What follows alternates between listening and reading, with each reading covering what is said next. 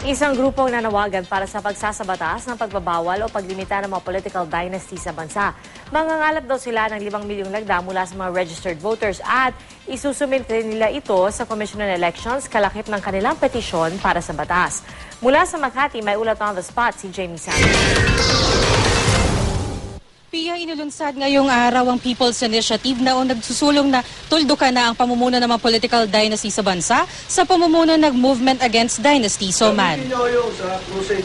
Inihayag na ng MAD ang kanilang plano ng isang People's Initiative na hihikayat daw sa Commission on Elections o COMELEC na isabatas ang pagbabawal sa political dynasties. Umaasa rin daw si MAD Chairman Quintin San Diego na ito ang magiging simula ng pagbabago sa political system sa bansa.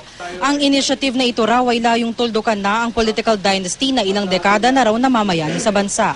Mangangalap daw sila ng 5 milyong lagda mula sa mga registered voters at isusumite nila ito sa COMELEC kasama ang kanilang petisyon na tinawag nilang Anti-Political Dynasty Act.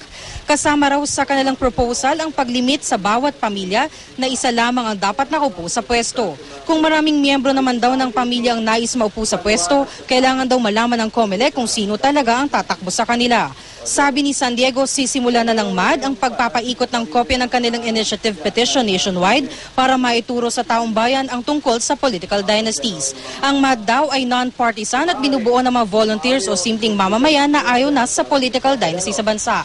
At yan ang latest mula rito sa Makati. Balik sa iyo, Pia. Maraming salamat, Jamie Santos.